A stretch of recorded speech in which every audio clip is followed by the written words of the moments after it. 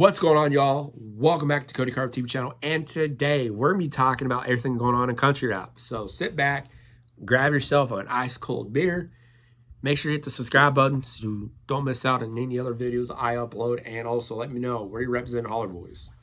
Without further ado, let's jump in this shit. So, Jelly Roll, probably the fakest person in country rap behind Chase Matthews. And if you guys know, Church uploaded a diss track on Jelly Roll called Stay Behind and completely just roasted him like a Thanksgiving turkey. And pretty much what's going on here is Jelly Roll proclaims to be Christian, right? He pretends to like say, oh yeah, I believe in God, all this other stuff, right? And when in reality, he doesn't. He's saying that, him saying that he believes in God, he's Christian, is a facade, right? It's a front he puts up to bring in more people. And that's not just me saying that just to be a hater. That's just like actual facts, okay? Because if he was a Christian, for one, he wouldn't be signing with Mainstream Nashville. Okay? Second of all, the things that he does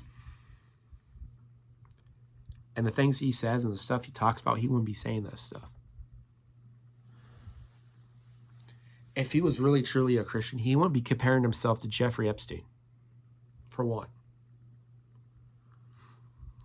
And if you don't believe me, there is actually a video, which I will link that video to this one. It'll be in the description, from Upchurch, where Jelly Roll actually was talking about that with Upchurch. I believe in that people that were in the conversation was Upchurch, Jelly Roll, Struggle, Adam Calhoun, and I believe Demon Jones, and a few other people were all in his room. They're all talking, hanging out, and Jelly Roll started talking to all of them how he's like Jeffrey Epstein. I don't think that's the flex you think it is there, Jelly Roll. That's not even to mention the shit that he has going on between him and Nicole Arbor. And if you know who Nicole Arbor is, her and Church used to date back in the day.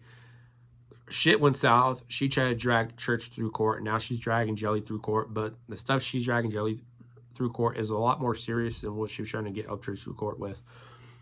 Beans, Jelly Roll pretty much tried to make her do things that she didn't want to do, and try to give her hush money and her to sign an NDA to pretty much shut the fuck up about it.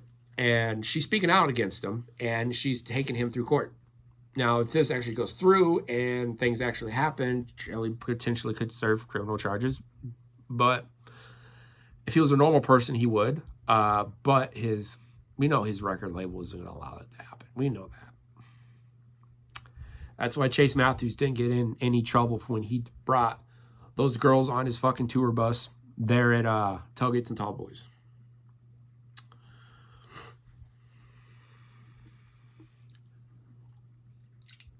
They're just going to, like they do, like the industry does, they're just going to slide some money, tell people to be quiet about it, and just continue moving on as if it never happened.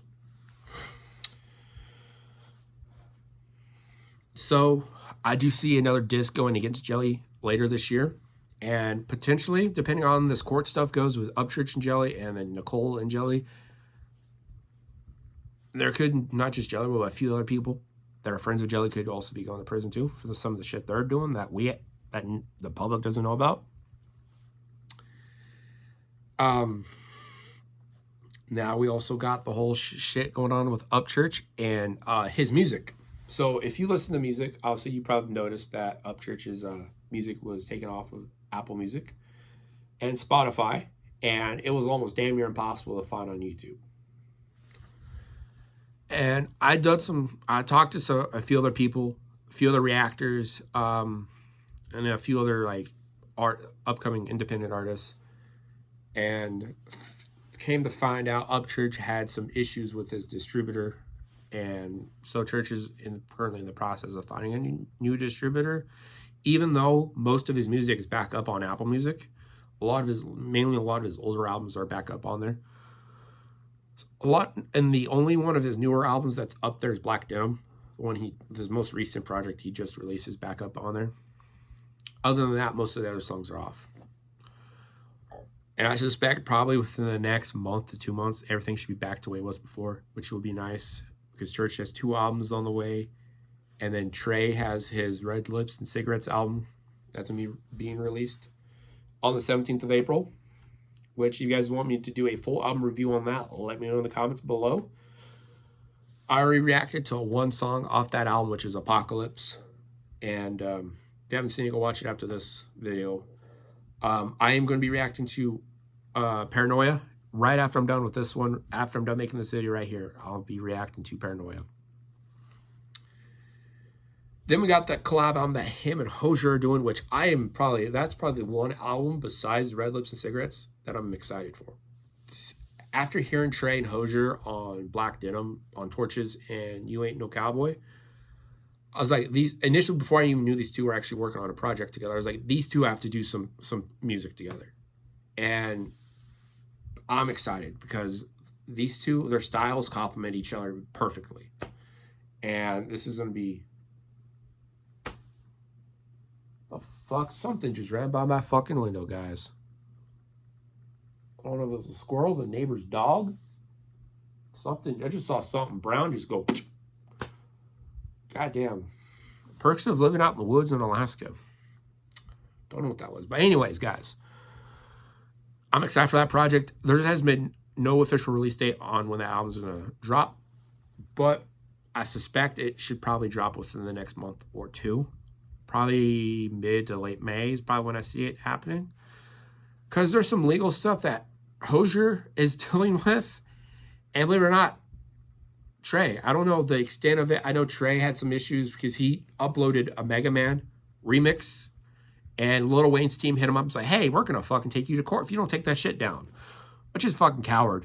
That's a cowardly act of his team, but typical industry, right? I'm guessing Lil Wayne has ties to UMG. That's something UMG would do because they did it to one of my videos. So...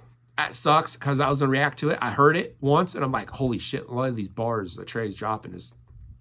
And I was going to react to it.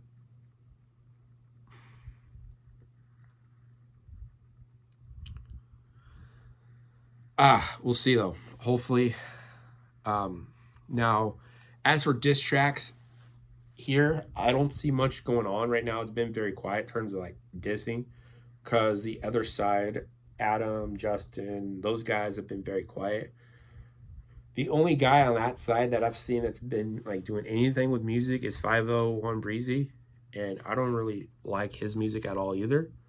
But as for everyone else seems to be quiet. I haven't heard anything from Adam, haven't heard anything from Justin, haven't heard anything from Hard Target.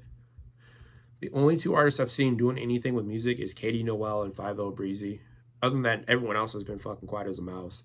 Broadnex has completely just disappeared. I haven't seen anything on Instagram from him. Same with Demon. Like, those two, it just completely just went... completely disappeared. Adam, I mean, he was on Instagram a little bit shit-talking Upchurch, talking about Church's daughter again. It's kind of normal. I mean, it's weird that a 40-year-old man is talking about another man's child. Very fucking crazy. Should probably check Adam's computer. But other than that, everyone's been quiet. So I don't... If I do see something going on, it's probably going to be between Justin Time and Hozier because Hozier did post some shit about Justin Time's baby mama. And we all know how that goes when one rapper starts talking about or doing things with another rapper's baby mama. So potentially there's something that could happen there. I don't know. Probably not. Justin can't rap for shit. And Hozier already murdered him when he dissed Adam on Adam's Eve. So we'll see. Now, I'm excited because there's going to be a lot more music coming up this year from Church. It is going to be a Halloween summer. And we're about to witness the greatest comeback in music history. And I'll be doing another video on that. Going into more detail just on that. Probably here soon. But that's kind of all I wanted to get on here and do. I didn't want to keep you guys long. I'm going to kind of make this a quick video because I got like 3 other videos I got to get done today. And I'm going to try to get them all done before I eat dinner. So Anyways, if you guys enjoyed this video, make sure you leave a big fat thumbs up. And also comment below where you're representing Holler Boys. And I'll catch you all later. Stay hungry. Stay positive. Peace.